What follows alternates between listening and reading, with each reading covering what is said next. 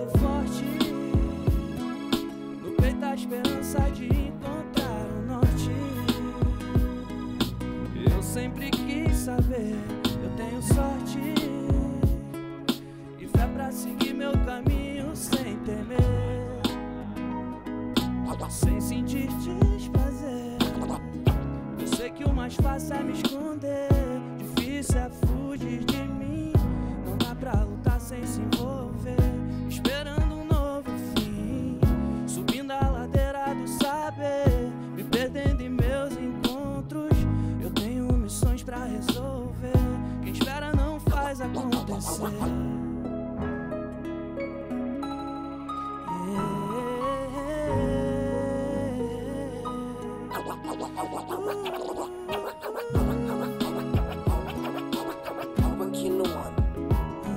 Vai, DJ, vai, DJ.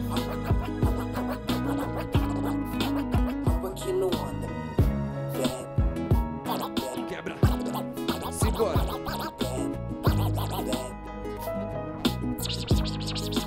Estrelas brilhantes.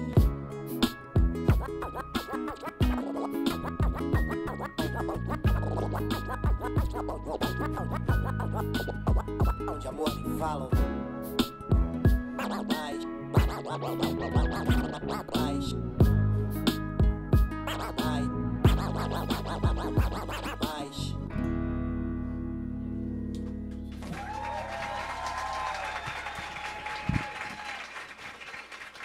Salve, salve, salve, muito boa tarde a todos, nós somos o 3030, aqui do meu lado Bruno Chelles, Rod, Salve.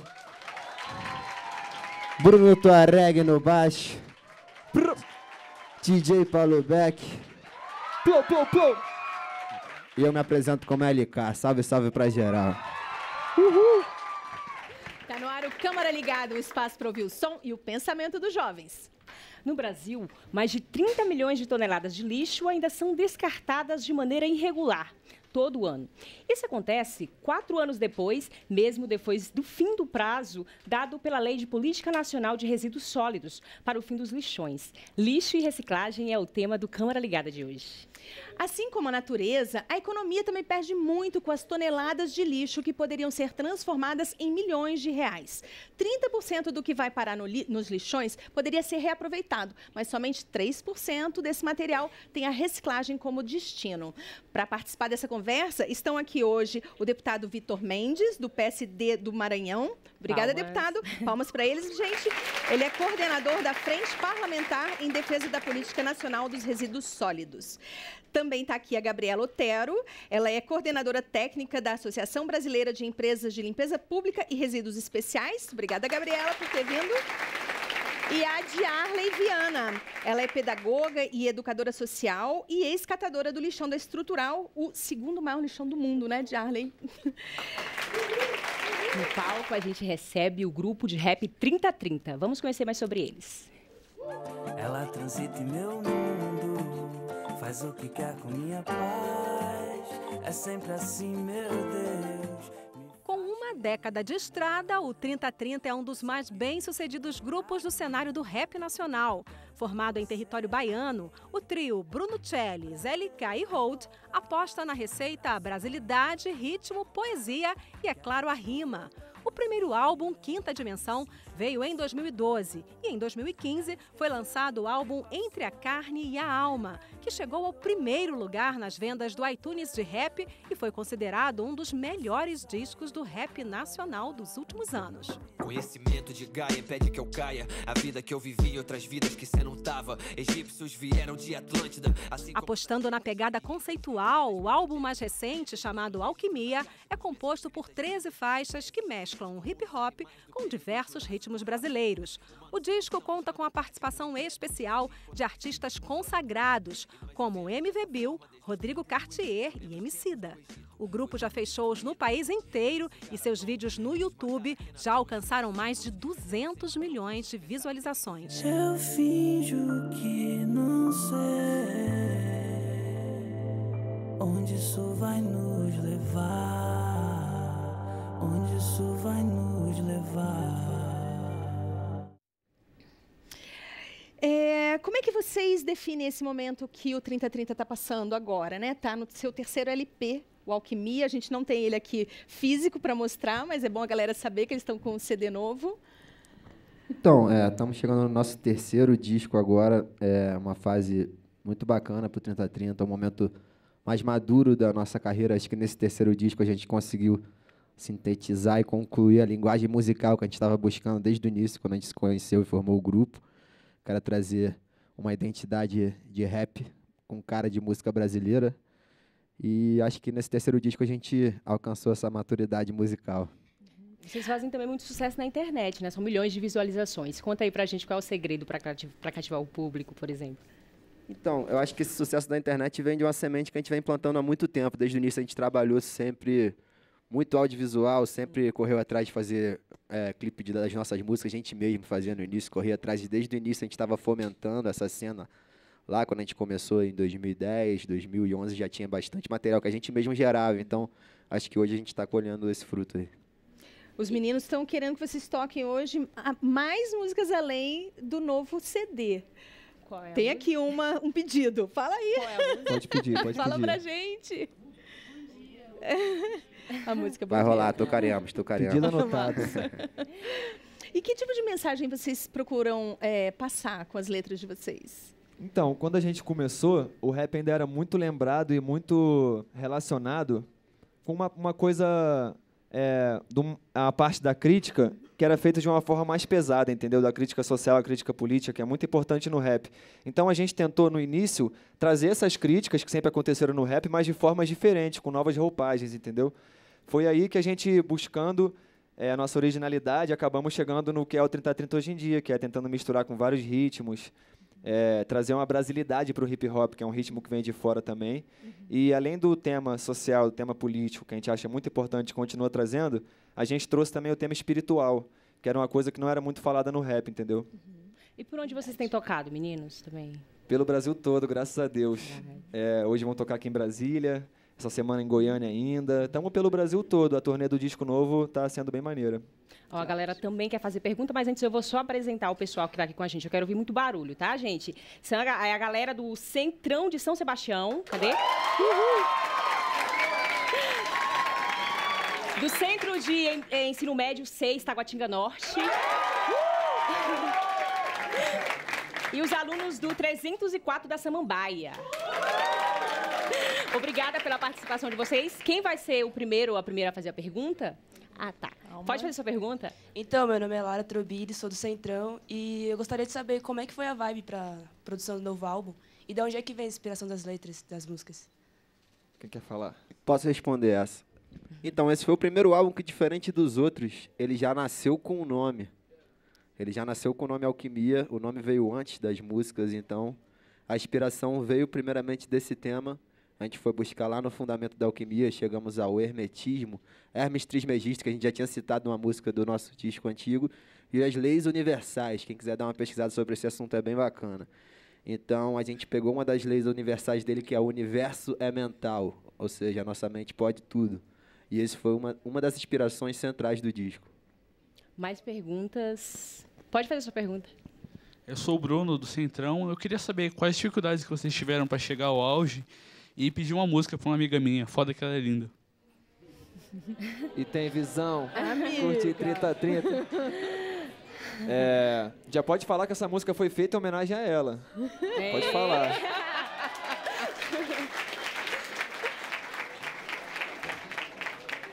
Agora, voltando para as dificuldades, né, que você perguntou, os obstáculos na caminhada e tal.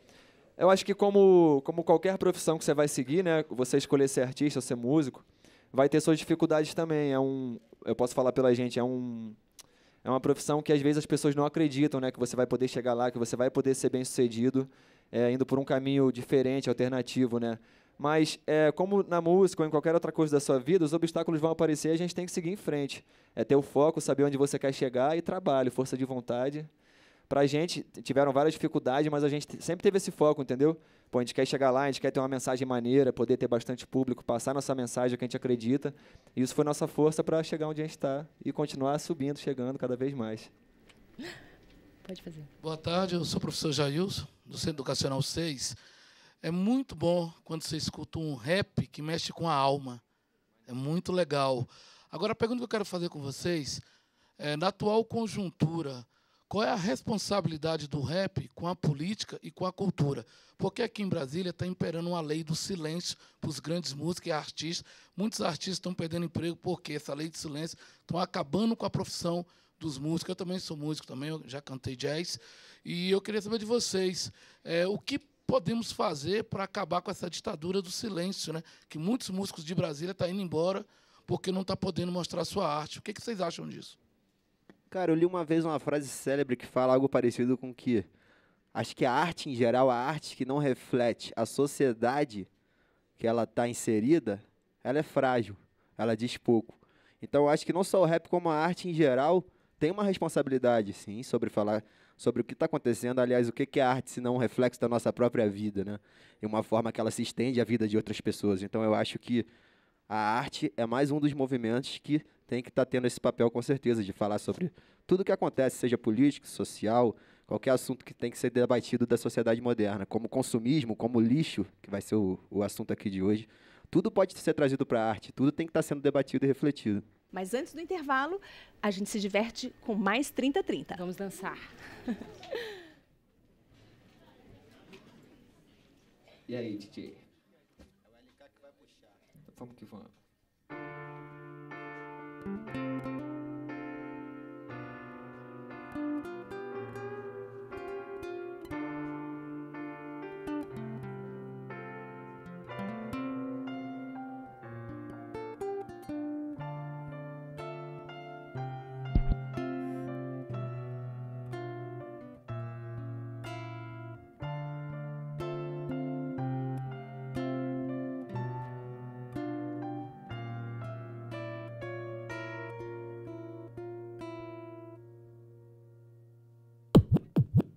Nesse mundo de ilusões onde passamos nossos dias, não posso ser quem eu sou. Minha vida se confunde meio a cenas vazias de ódio e de amor, onde se convence o povo a comprar o que não precisa. Meu Deus, onde é que eu estou? Se você passar lá em casa, por favor, meu bem, avisa. Quero esconder o meu mundo. Posso sofrer, posso chorar e até cair, mas essa noite, amor, eu vou morrer de rir. Posso sofrer, posso chorar e até cair, mas certos dias eu me encontro assim, pois sem amor vejo que estou no mundo de ilusões, escondo as emoções atrás de um computador, trancado no banheiro, já com os olhos vermelhos. Eu tento esconder minha dor. Meu bem, o que eu queria era estar na Bahia com você. Não existe um final, sem luz, sem energia, sem carro, sem correria, colhendo frutas no meu quintal. Posso sofrer, posso chorar e até cair, mas essa noite, amor, eu vou morrer de rir. Quero viver, fazer um som, me distrair, mas certos dias eu me encontro assim, pois sem amor vejo que estou.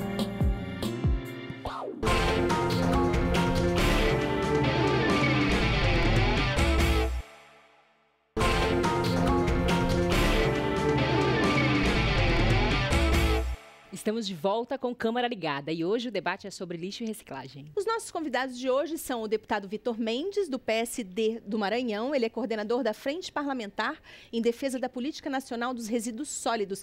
Palmas para ele, gente.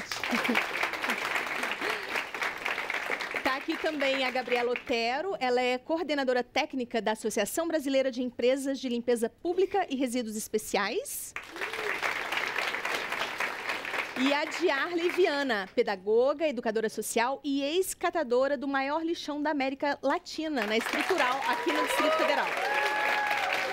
As discussões sobre o impacto ambiental e o custo de sua coleta de destinação do lixo não fazem parte do dia a dia dos brasileiros. Os dejetos depositados nos lixões, em sua maioria, são contaminados com substâncias tóxicas e que colocam em risco a vida de todos. Vamos ver esses dados na reportagem.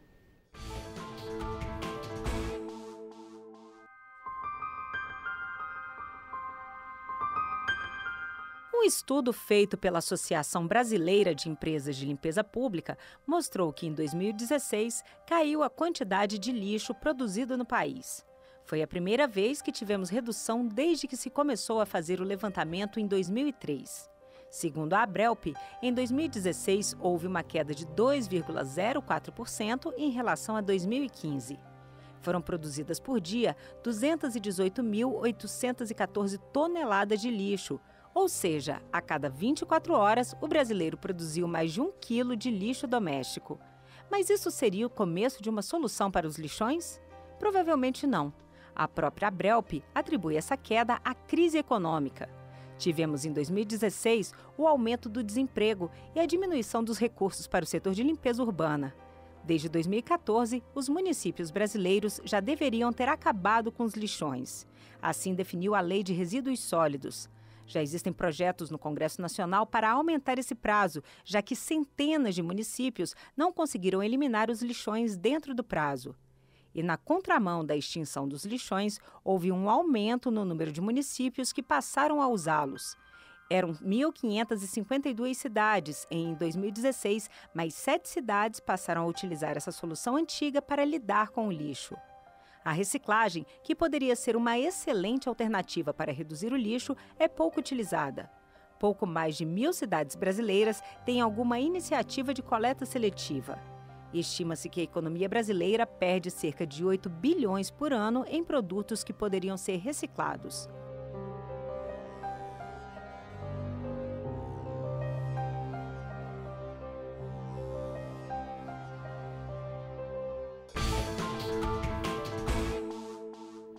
Gabriela, a gente viu aí os dados na reportagem, 30 milhões de toneladas de lixo depositadas de forma irregular todo ano, só 3% disso é tratado para reciclagem.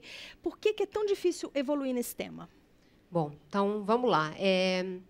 A gente não pode considerar o lixo, na verdade, até eliminar essa palavra, começar a se programar a falar resíduo. Ele não é só uma história triste. Né? Assim, do jeito colocado, com certeza os dados não ajudam. Mas o resíduo ele tem todo um potencial de aproveitamento. A gente vê que 3% de reciclagem é só das embalagens, né? Que a gente chama de fração seca. Mas tem 1% que é reciclado também, a gente tem que usar essa palavra reciclagem para resto de comida, que são os resíduos orgânicos. Então, a gente consegue recuperar aí a cerca de 1%. Por que é difícil? Bom, primeiro porque a gente olha para o resíduo e já chama de lixo. Então, esse já é o começo. E segundo, porque a gente põe para fora de casa, né? Então, às vezes, o pai, a mãe ou nós mesmos levamos para fora. Deu 24 horas, ele sumiu. Mas quantos de nós se perguntam para onde foi? Alguém aqui se preocupa? Alguém já fez essa pergunta? Para onde vai o meu resíduo? Alguém tem essa preocupação? Vocês sabiam que até pouco tempo o resíduo de vocês aqui de Brasília, do Distrito Federal, ia para a Estrutural, que é o segundo maior do mundo? Então, a gente tem que começar a fazer essas perguntas para que o lixo deixe de ser um problema, passe a ser resíduo, e aí tenha maior reciclagem, maior aproveitamento, e da nossa parte também a gente tente diminuir um pouquinho a geração, né? Como colocou o 30-30 na música, consumismo, essa coisa desenfreada de querer ter essa imagem, né? De ter as coisas e de consumir, a gente também tem que passar a incorporar isso para reduzir a nossa geração, que é cerca de 1 quilo por dia. Verdade. Deputado, são cerca de 3 mil lixões, né, ainda existentes. O impacto econômico é bilionário, né? Como a frente, na verdade, está trabalhando para que haja, né, uma produção mais consciente dos resíduos sólidos? Eu até contesto, mas quem sou eu para iniciar minha fala contestando a Abrelp, porque é uma das maiores autoridades desse observatório da sociedade organizada. Acho que funciona mais do que até os próprios órgãos governamentais, os dados que que eles trazem para a gente, né? Mas a impressão que eu tenho que o lixão e o aterro controlado, que é um lixão mais bonitinho, mas não deixa de ser lixão, é quase maior. Nós temos mais de 5 mil municípios no 70 no Brasil. Então, acredito que, na sua maioria, mais de 4 mil ou é lixão ou aterro controlado. Então, esse dado aí realmente, na minha impressão, pelo menos tiro pela minha região, no Nordeste, no meu estado, 100% dos municípios são lixões.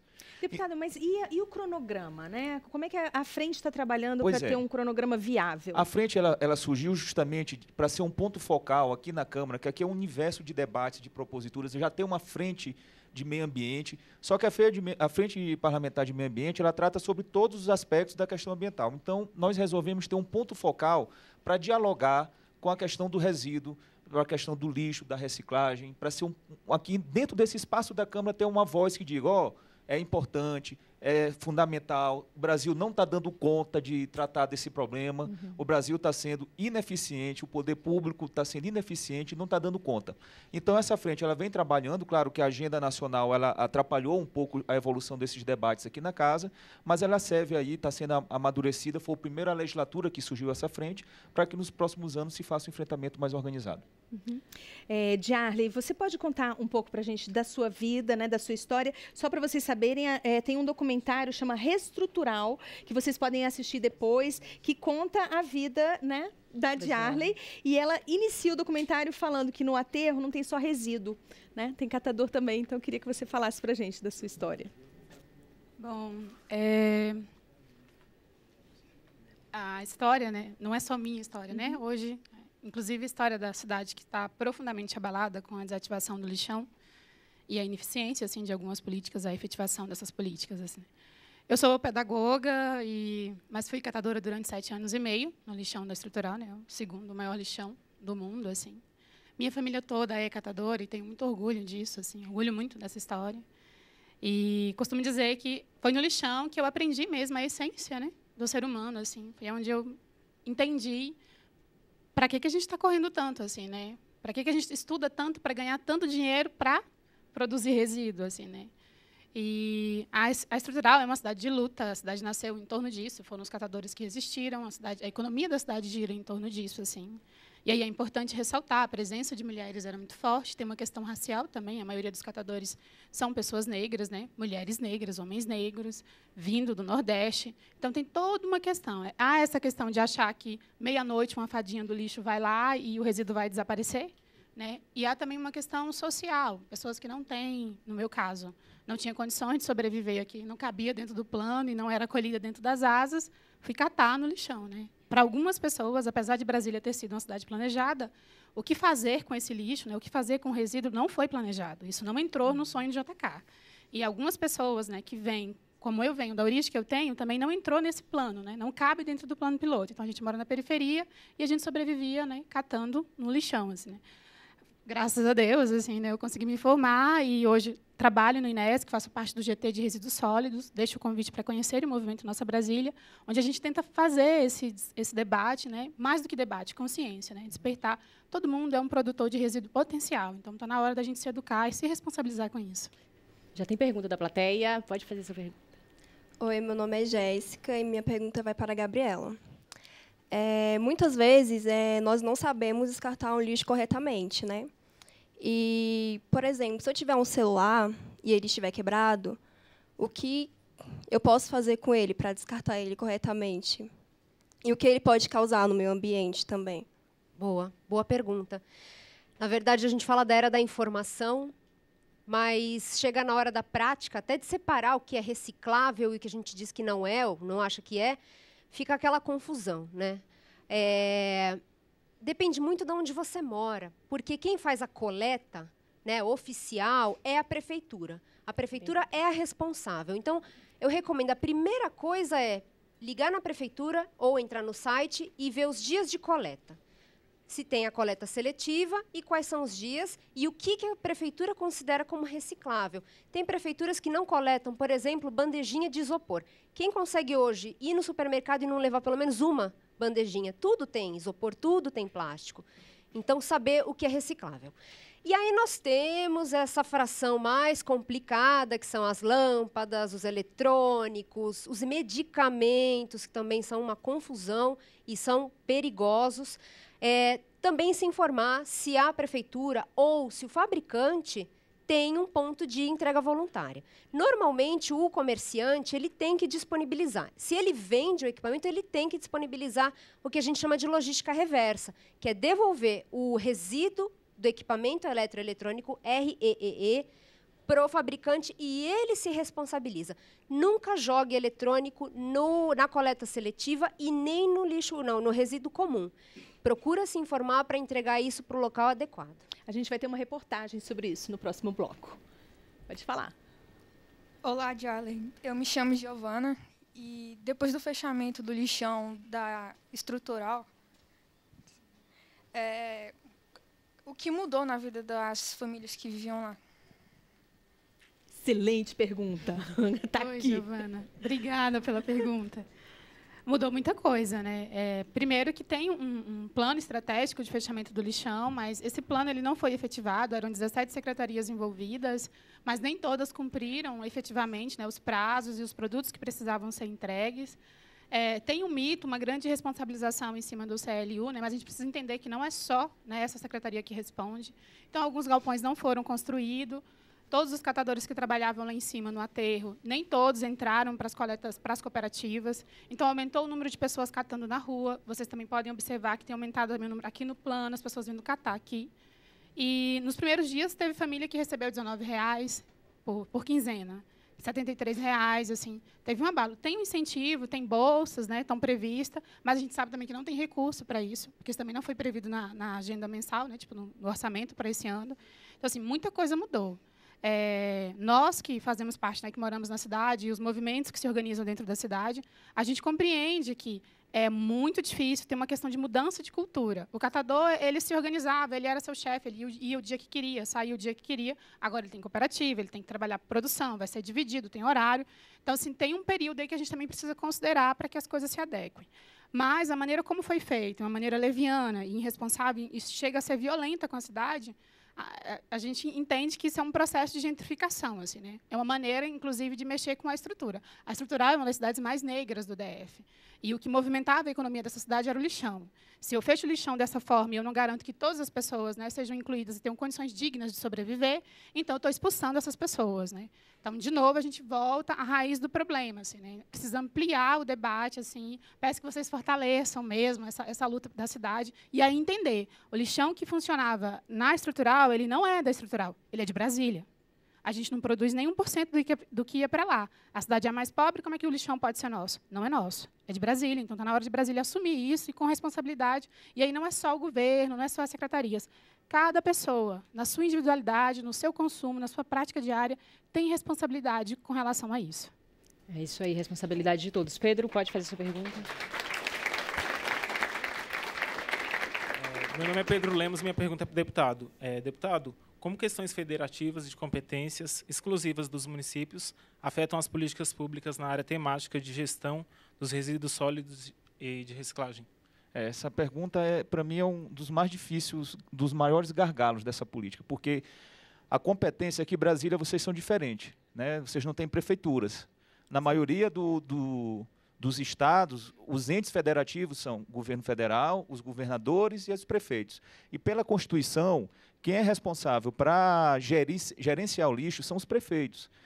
Pessoal, e a maioria das prefeituras hoje não estão conseguindo pagar folha de funcionário. Vocês veem esse caos hoje na saúde e na educação. Qual o prefeito hoje, no interior desse Brasil, tirando os grandes centros, que vai dar prioridade para tratamento de resíduo, que vai investir, porque tratar de resíduo é caro.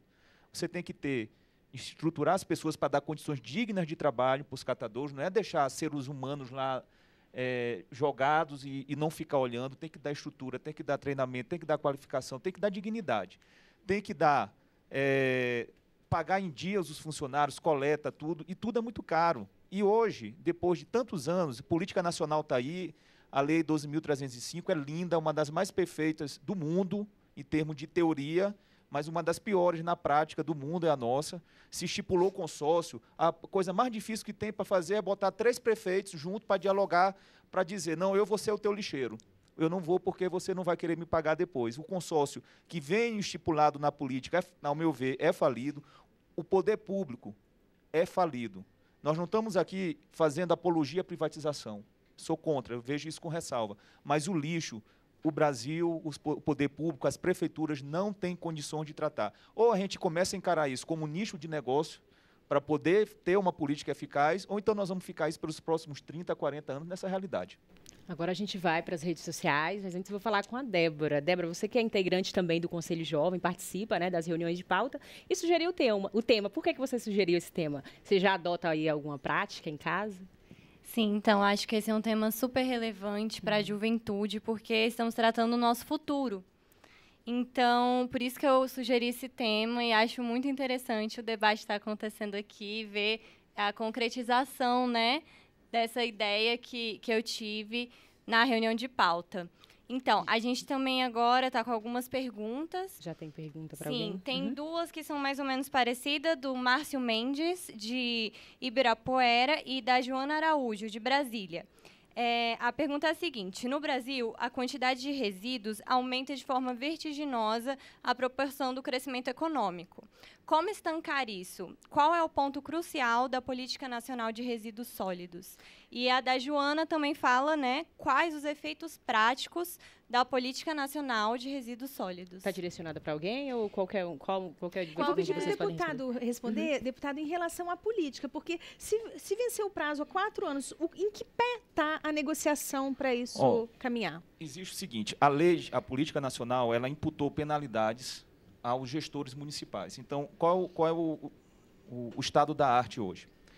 O Ministério Público está pressionando o gestor público de qualquer forma a instalar aterros sanitários ou outras metodologias de controle de tratamento de resíduo.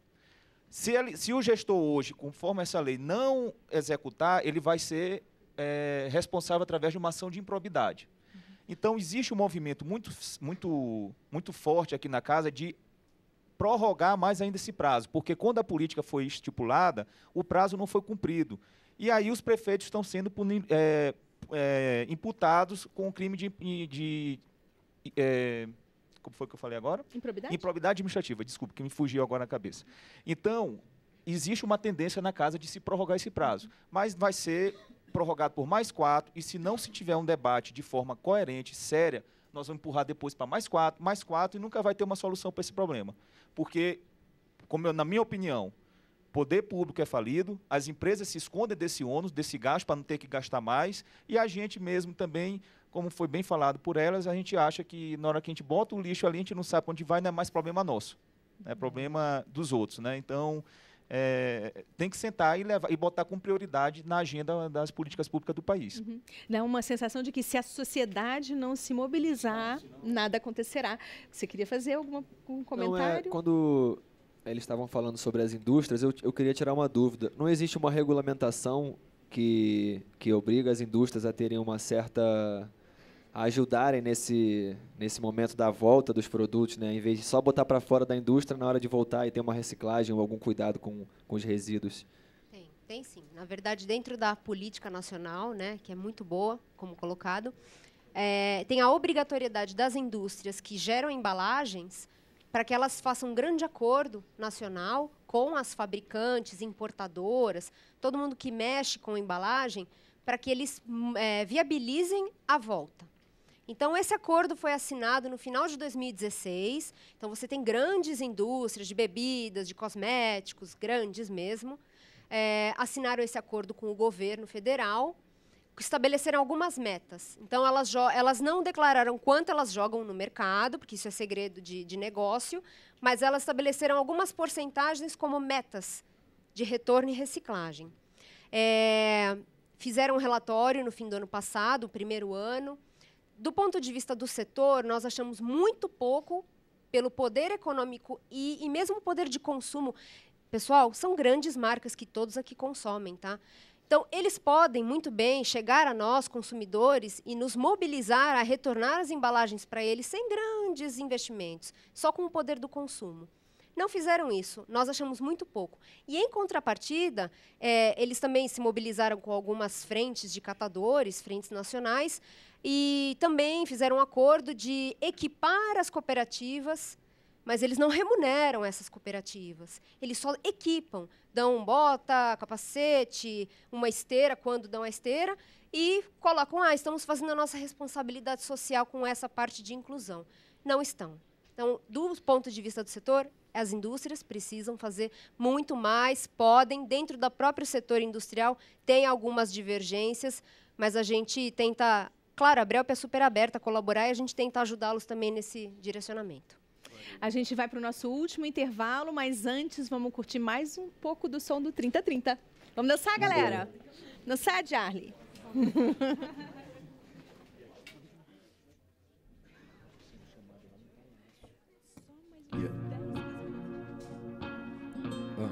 Alquimia de volta.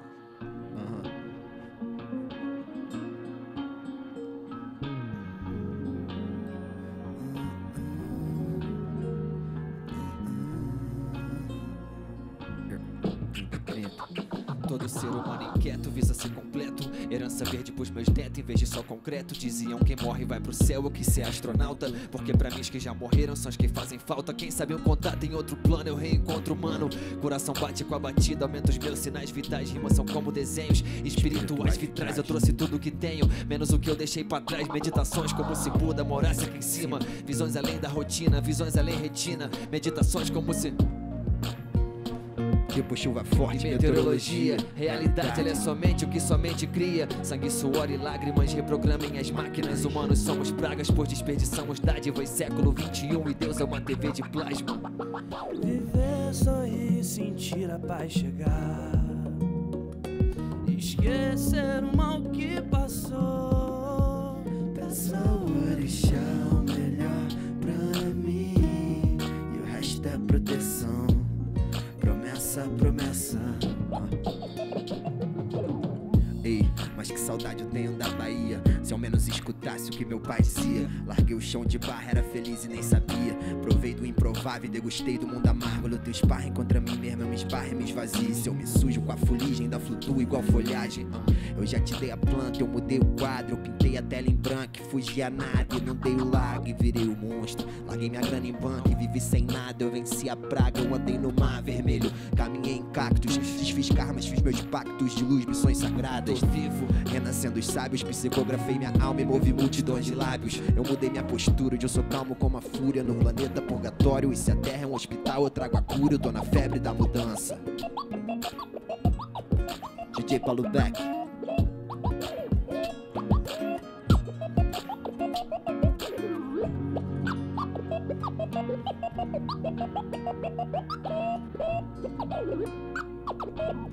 Tô na febre da mudança.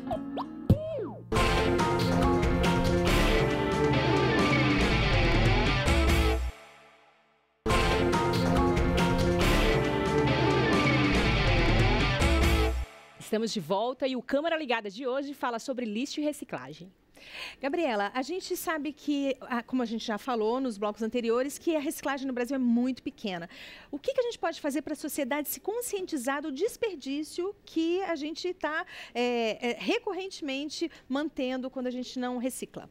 Tem várias coisas que a gente pode fazer, são práticas muito legais, coisas simples que estão só no nosso poder. A primeira delas é repensar consumo, né? Isso não precisa nem dizer. Uhum. A segunda é promover trocas entre vocês. Isso já era feito, quem tem família grande com muitos irmãos, a roupa do mais velho vai passando até o caçula, né? Eu sou caçula, então eu posso falar, ganhei muita roupa de prima, de irmã mais velha. Mas entre amigas, entre pessoas conhecidas, já tem muitas redes hoje, até no Facebook, de pessoas que trocam não só roupas, livros, materiais, enfim. Isso pode parecer muito pequeno, mas é interessante porque desperta a consciência.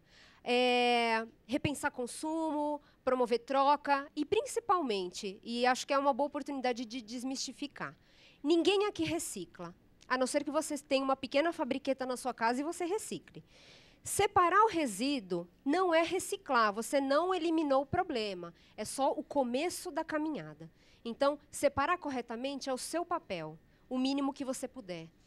Depois disso, tem uma baita caminhada, que é a coleta correta, que é chegar num galpão de triagem, que é ser separado. Aí o material tem que ter um valor de consumo, um valor de compra bom, porque senão ele não vai ser vendido. Aí ele é vendido, vai para a indústria ou para o beneficiamento, e aí ele é reciclado. Pronto. A gente pode dizer que colaborou. Então, não pensem que, com o fato de colocar, você bota lá uma hashtag eu reciclei. Não, tem um baita caminho aí, e separar corretamente é muito importante, porque até para os catadores ou para as empresas que separam depois, se você não deixar condicionado corretinho na sua casa e colocar para coleta, esse material vai chegar, ele vai chegar. Só que ele não vai ter valor nenhum, porque ele misturou, contaminou, o vidro quebrou, contaminou os outros materiais. Então, também separar direitinho é um papel bem legal para aumentar a reciclagem. E você sabe aqueles computadores, impressoras e até mesmo celulares que não funcionam mais e têm como destino o lixo?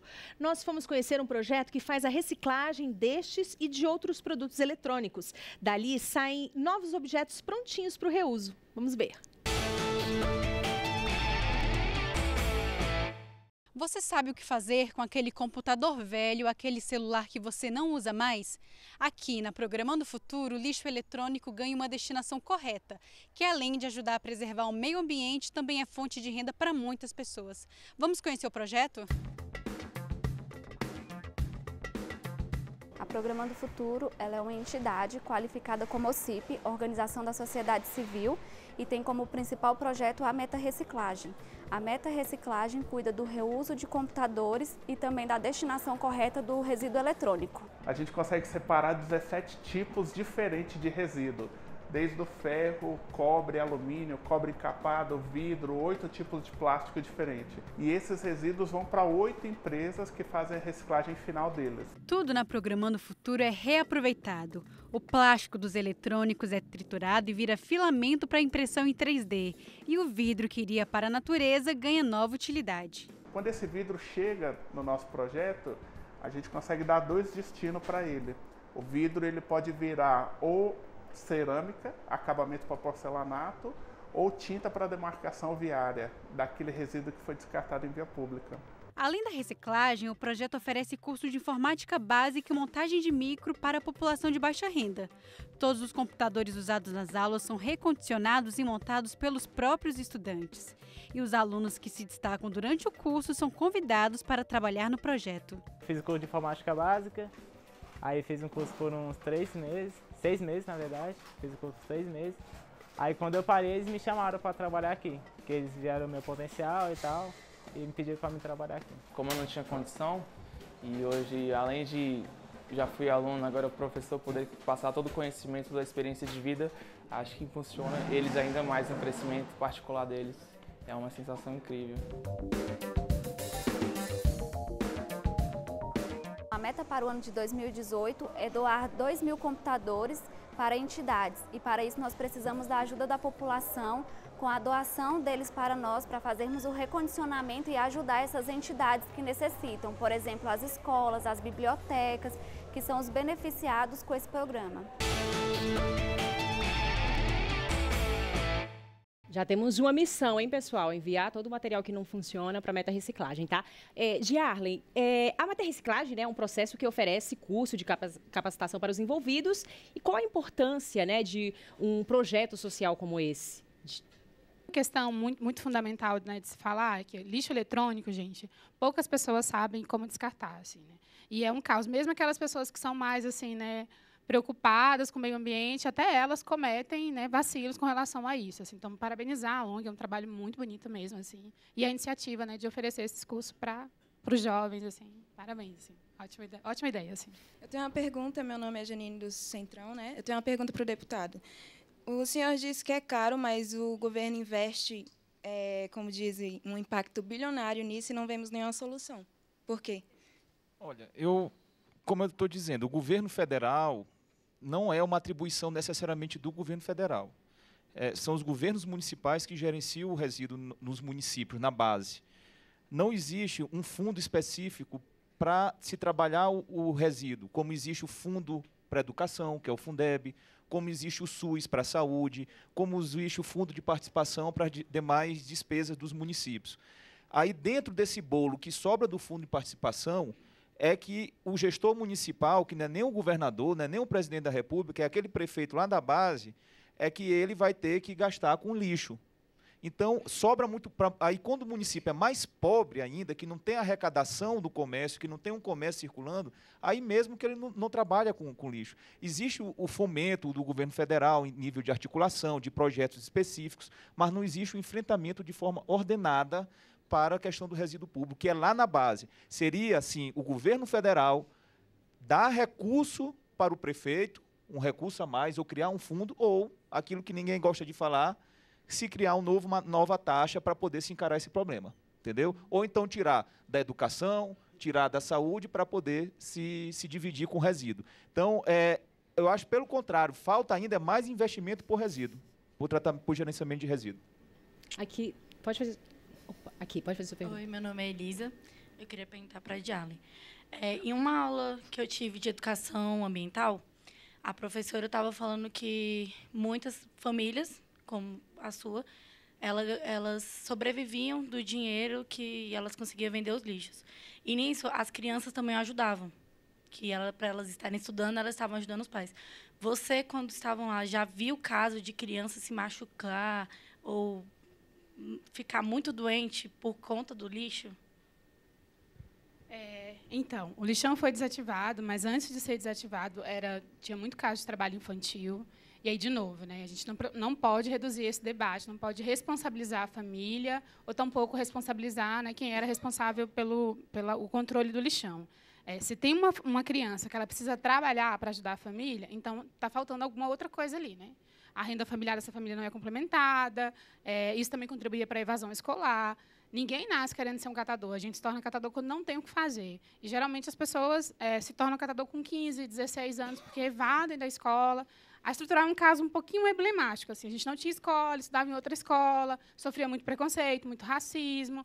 Aí o lixão era muito mais interessante, porque tinha dinheiro, né? Você ia para o lixão, 4 horas na escola, você ganhava o quê? 4 horas no lixão, você ganhava 60, 80 reais. Então, eu vi muito casos assim, de adolescentes serem mortos. Assim.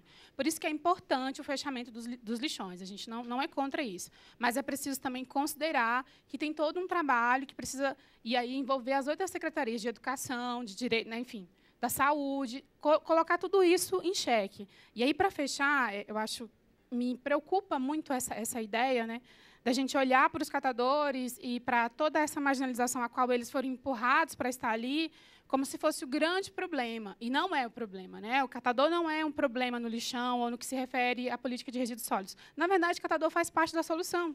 Ele recicla, ele dá destinação para aquilo, né, de uma maneira muito boa, muito produtiva, assim, né. E isso gera renda para ele, traz a dignidade para ele. Um catador não é indigno.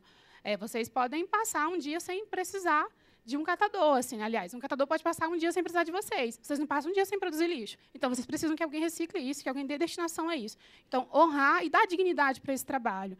E, por fim, para fechar, eu tenho muita inquietação, e assim, dentro do GT de resíduos sólidos, dos debates que a gente faz aqui, né, e no momento que a Brasília está vivendo, e da Política Nacional de Resíduos Sólidos, são termos muito técnicos, isso não chega para os catadores, eles têm dificuldade de entender isso.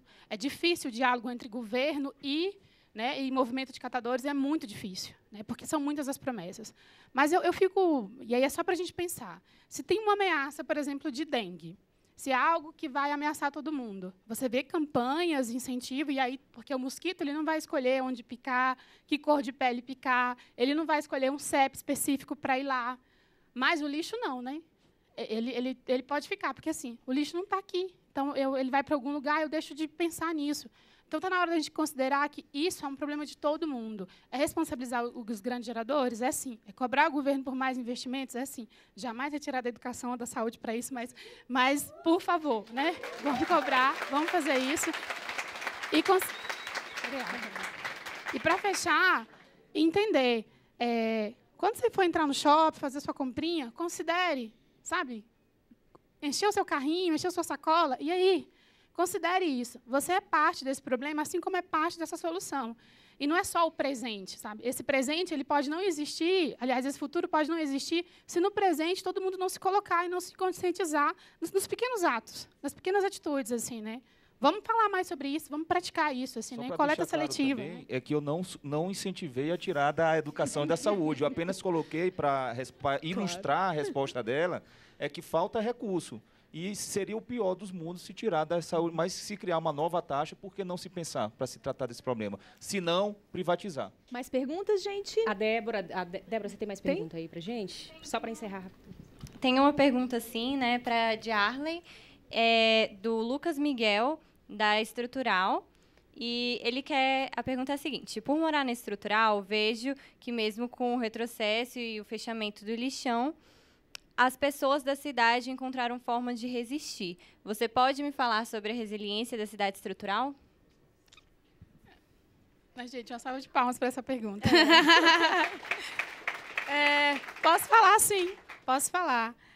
Sim, o lixão fechou, isso abalou economicamente a cidade. Enfim, não só economicamente, né? As pessoas estão pensando em voltar, mas voltar para onde? Mas há formas criativas, né? O número de bazar, as pessoas estão fazendo bazar, feira de troca, elas trocam coisa entre si, elas se ajudam. Vão para a cooperativa, não tem onde deixar a criança, porque no plano original teria creche. Antes a mãe conseguia fazer isso, a vizinha vai buscar na escola para que ela possa chegar em casa. Então, assim, é uma cidade muito resiliente, né? Catadores, né? E aí prestar bastante atenção nessa palavra, tipo, catadores. É alguém que está tipo catando mesmo um pouquinho, assim, né? E aí, nesse exercício doloroso de sobreviver, tendo muito pouco. Mas, ainda assim, a cidade resiste, persiste de uma forma muito bela, assim, né? São muito solidários, todo mundo conhece todo mundo, apesar do que contam sobre a cidade, né? Dessa coisa toda. Assim, não é isso, gente. Eu convido vocês a conhecerem a cidade, assim. E, dentro desse espaço, cabe muita solidariedade, cabe muita criatividade. E, acima de tudo, né? São pessoas que se escolheram lá atrás, né, se optaram, né, não foi uma escolha, mas de estar no lixão para sobreviver de uma forma digna, sem ir por outro caminho, não é agora que eles vão abaixar a cabeça. Assim, né? A cidade vai resistir. A gente está pensando outros caminhos, né, projetos alternativos, envolvendo com outros movimentos, partilhando mesmo, a casa de pessoas que, assim que fechou, a galera juntar e não vamos aqui, né, conseguir bolsas, conseguir cesta básica para alguém, mas é uma cidade muito forte e, acima de tudo, é uma cidade regida por mulheres. E mulheres, desculpa, homens, a gente sabe sustentar o rolê. Assim. Muito bem. Eu quero pedir uma salva de palmas também para o pessoal do projeto de meta reciclagem que está aqui, o coordenador está aqui, ali ele, ó. Parabéns. Nós terminamos aqui, mas você pode continuar ligado na gente nas redes sociais, Facebook, Twitter, Instagram. Dá uma olhada também na nossa página, no camaraligada.com.br. Você também pode participar do nosso portal legislativo, dar sua opinião no edemocracia.camara.leg.br. Confere lá. Isso é para participar do processo decisório aqui dos projetos de lei de verdade. Eu agradeço o apoio do SESC-DF, da Unesco, da ANDI, Unicef, Simpro-DF, UNFPA e o Jovem de Expressão, são os apoiadores do Câmara Ligada. Eu agradeço a presença de todos vocês, da equipe técnica, em especial a Jarley, deputado Vitor, Gabriela, obrigada. Obrigada a vocês que fazem o Câmara Ligada com a gente, meninos. E aguardo Débora, vocês nas próximas edições. E muito obrigada. Mais música. 3030. Vocês aqui encerram o programa. Vamos dançar, galera?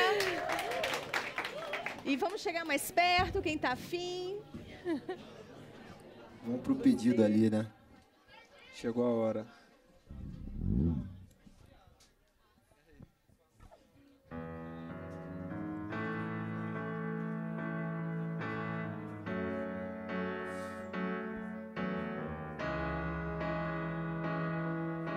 Chega aí, galera, que você invadir aqui, ó, casa de vocês.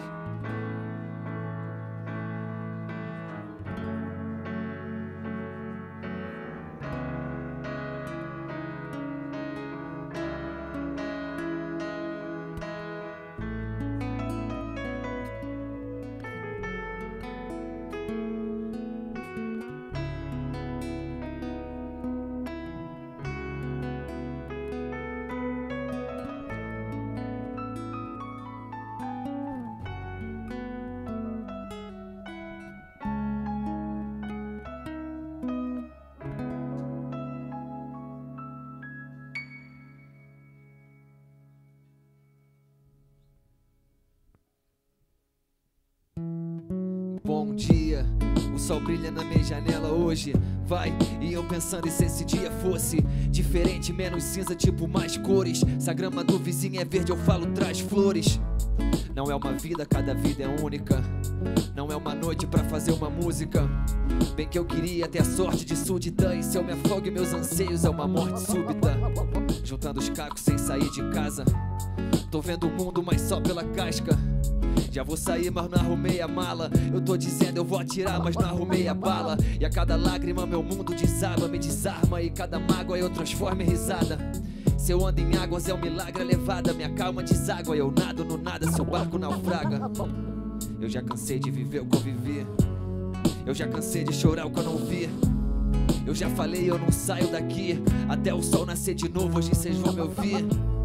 Eu já cansei de viver o que eu não vi. Eu já cansei de chorar o que eu vivi. Eu já falei, eu não saio daqui. Tudo que eu tenho pra dizer, hoje vocês vão me ouvir. Hoje vocês vão me ouvir. Hoje vocês vão me ouvir. Hoje vocês vão me ouvir. Hoje vocês vão me ouvir. Vão ter que ouvir. Não dá, não dá, não dá, não dá, não dá. Cansei de viver assim. Já não dá pra repetir os mesmos erros. Cansei de viver assim. De viver Hoje é um bom dia pra esquecer o que me aflige. De todos os problemas são poucos que me atingem. Deixa a razão de lado, se concentre e só finge que nada mais importa, tudo é certo, então brinde. Eu não quero o poder da esfinge, nem parte do trono. Eu não quero seus brindes, agrados e bônus. Eu tenho os meus timbres, estéreos e monos. A faixa, a mensagem é isso que somos. Monte de cromossomos, malucos, doentes, só água e carbono. O amor e o antônimo. Assírios e babilônios, contradição, mantras e vícios, distúrbios crônicos, demônios e anjos, fome e obesidade. Não somos mais nada além do que nós dizemos que somos. Quem te disser o contrário, mano, desbanca na cara da área. Quem só aceita a verdade do jeito que chega aos olhos. Não projete